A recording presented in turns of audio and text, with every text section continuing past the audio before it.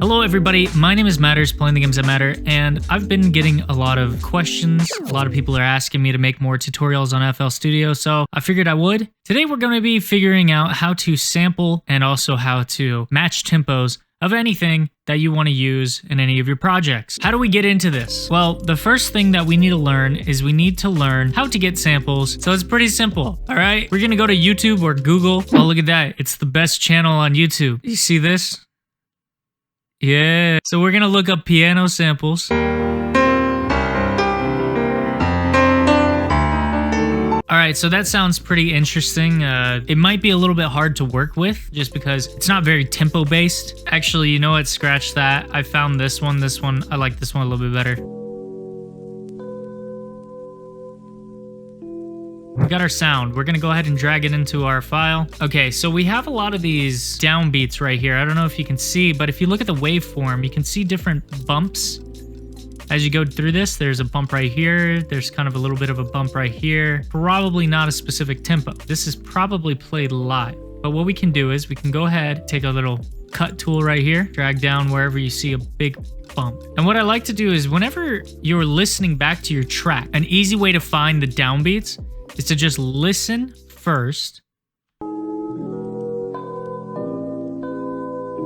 Right there.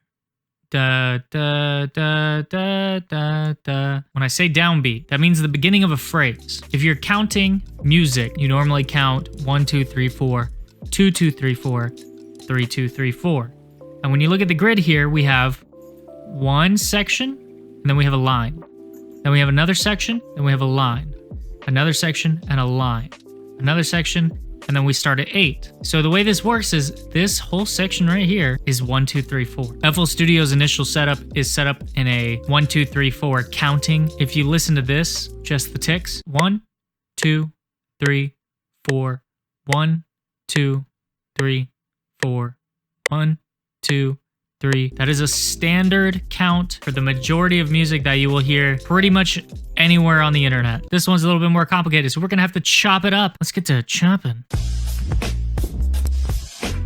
So what I'm doing is I'm slicing these into more manageable little bits. So we've cut all these into equal parts. They're all the same size. If you look at all of these, they're all the same length. So now what we want to do is we're going to take all these, match them at the downbeat, and then we're just going to go to our tempo and we're going to speed it up until we get to where they all reach equally across. So now we have samples, we have little chops, and we can just mess with these however we want.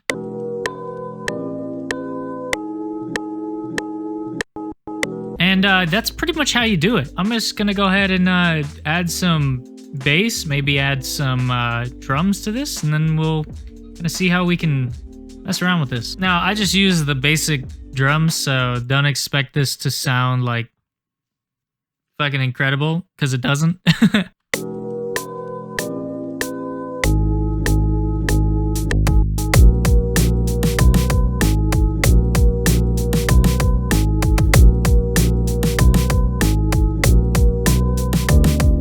I mean, that's pretty much it. Now, to run through it again, find the downbeats, chop it up, match the tempo, edit. That's really all you guys have to do. With this technique, you can pretty much sample anything you want. And real quick, we're gonna go through this, I mean super quick. This is technically gonna be a little bit of an extra just for you guys. I wanna make sure that you guys walk away with this actually understanding how this works. We're gonna just take a song that does have very consistent downbeats. We're gonna be using one of the best samples that you could ever find. I truly think this is a top tier sample. Let's just go ahead and take a listen to what we have here.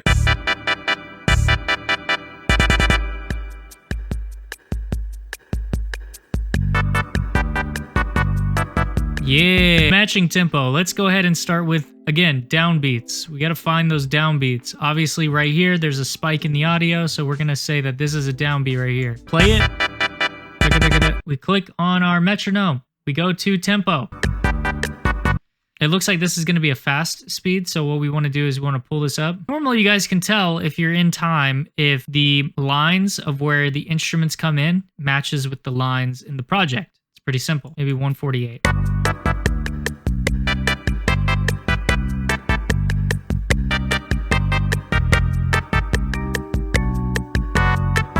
And there you go. What's fun about matching tempo is now you can take something like, let's say, take this drum loop that we had earlier, and we can just throw it over the top of this.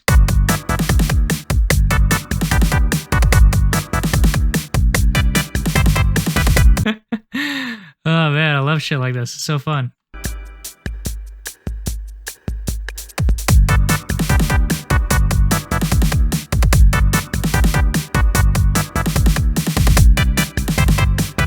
I love it.